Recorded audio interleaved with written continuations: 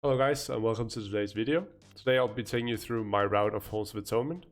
I'll be showing you guys why I do it the way I do it, which pulls I'll be making, which enemies you'll need to pay extra attention to, and which pulls will be harder and how to deal with them. I'll be explaining Prideful, where I place it, and how much leeway you have with changing the spawns of Pride according to the weekly affixes, and what kind of group setup you have. Do you have skips? Do you not have skips? All that stuff.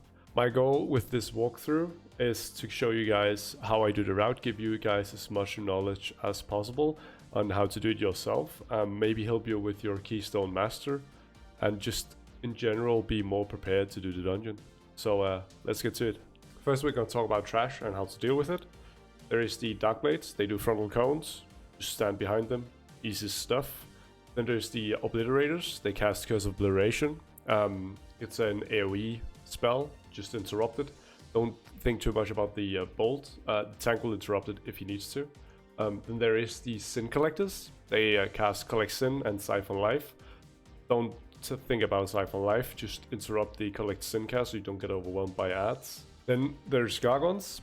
If they get empowered, the tank will need to kite, so make sure to slow and stun the Gargons if that happens, just to help your tank not get shredded.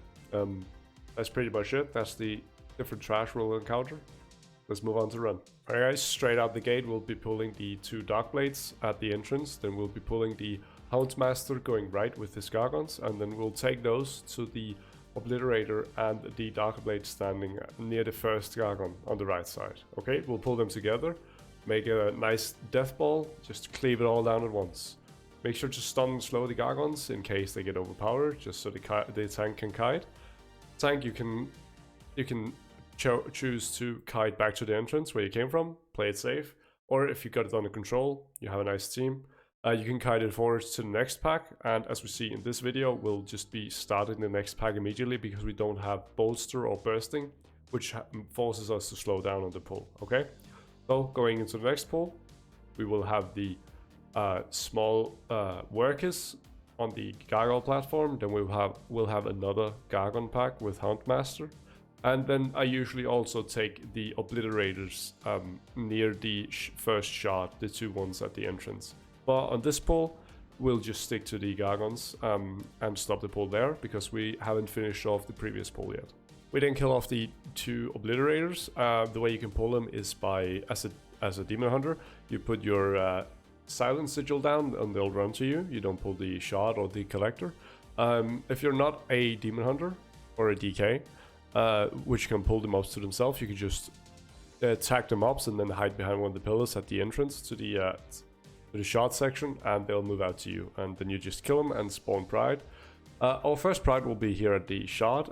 It's pretty nice. With Pride you can just tag the shard, tag the Collector and all the workers in the area and just nuke it down in one big group. Okay, if you're playing bolstering or bursting, I recommend waiting to pull the workers until the shard is at 40 to 50% health. That way the workers don't die way too early and really buff up the difficulty on the shard and his massive AoE on the group. Okay, so that's the safe way of doing it. If there's no such mechanic as a bolster or bursting, just pull them immediately, just nuke it all down. Alright, that's the shard on the right side done.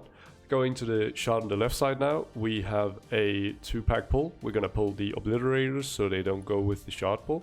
And then we're going to pull the Obliterator Dark Blade standing at the staircase, which we'll be using for kiting later on in case something goes wrong. So stack them up with the staircase, nuke them all down, move on to the shard pull. So shard pull, we split them up if there is bolstering or bursting, just so you don't get overwhelmed by the shard itself. And by splitting up, I mean the workmen. These small work guys, just leave them alone until Pride spawns and then you pull them in and kill them with Pride. After killing Pride, we go down the stairs that we cleared previously. We pull the Gargon pack with the Houndmaster and the Dark Blade with the Obliterator. Alright, we pull them towards the center of the courtyard just to make sure we don't pull the Gargon by mistake or the little running workman. After clearing the courtyard Gargon patrol, we pull the next Gargon patrol with the workman. I usually also pull the two Obliterators at the shard, but this time we're just pulling them with the shard and then also using the Loyal Stoneborn because we have a Vent here in the group and just nuking them all down. It can sometimes be recommended to save the gargoyle for the prideful, but in our case we had enough bursts and cooldowns just to nuke the prideful as usual. After this, third pride is where you're going to have to make some decisions as the tank of the group. Have there been any mistakes or any ninja pulls, anything that's gone wrong during the run? If not, you can just move on and clear the packs you usually clear. All you have to do in the courtyard is basically make room for the boss fight, and make sure to kill the amount of percentage you want for wherever you want to spawn your next prideful. So in the courtyard you made the decision about you want to prideful this boss or do you want to prideful next boss. I will link my personal route in the description. I'll also be putting it on Wigor's website just so you can implement it into your Mythic Dungeons tools very easily. And there will be a lot of information, a lot of details about which packs to skip and which not to skip depending on where you want to spawn prideful. In the run we see in the video, I'll be spawning prideful at the first boss and then saving bloodlust for the second boss, just to make the run go smoothly and make the boss fights easier. After killing the first boss, we will make a skip all the way to the second boss, just skipping all of the second courtyard, because the packs are way closer to each other and a bad pull can really destroy your group's morality at this point. So we'll just skip right past all that and kill the second boss. Entering the Nave of Pain after killing the second boss, you have a few choices with the first pack, which is a really difficult pack if you don't quite know how to deal with it or you aren't sure about how to go about it. But the first choice is you just pull the whole pack, everybody pops their cooldowns and you destroy it completely, right? Very simple, very straightforward. The second choice is to CC the Houndsmasters, pull the Gargons away from him and just kill the Gargons.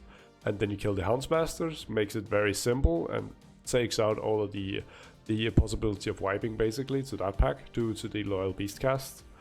The third choice is that you CC the Houndsmasters, you kill the Gargons, then you leave the Houndsmasters CC'd while your tank goes in, grabs the next pack, pulls them out to the Houndsmasters, and then you just destroy that pack as a big pack, because the Houndsmasters pose very little threat to you when they don't have any Gargons to empower. So I definitely recommend the third choice if you're trying to maximize the time efficiency on your run and really trying to push it. And you do have the DPS for it. I definitely recommend the third choice. After those two packs, you will be facing the third boss. You have the ability to use both the Loyal Stone Bonds in the room on the third boss by simply letting your Ventia player mind control them after each other really fast. Well, how you do this is you make your tank pull both the stone bonds to the platform where the boss is. Then before you pull the boss, you just tank them while you let your Ventia player mind control both of them. If you do this really fast after each other, you can have both the stone bonds fight for you during the boss fight, which makes it a very easy fight. Alright guys, after killing the third boss, we will be facing the Sanctum of Souls, the last room of the dungeon. Here you'll see the Inquisitor. The last guy we'll have to kill for the last percentage. He's going to spawn a prideful after you kill him, assuming you've followed the route I've laid out here. For this room, I recommend you stick together and just kill the same group of ghosts, everybody together. This makes it very easy for your tank to pick up the mobs and making sure nobody is having accidental aggro. Kill the ghosts because they'll heal the Inquisitor. After that, you kill the Inquisitor, and the last pride will spawn. You kill it, then you get your pride buff, and then you bloodlust the boss. This should pretty much be the whole dungeon. I hope you enjoyed. We haven't talked about the boss fights, but at this point I really trust you guys to know the boss fights, so it wasn't really the focus of the video. The focus was more of giving you guys a really basic route that should work all the way to 15. So I'm currently using it after doing my Keystone Master.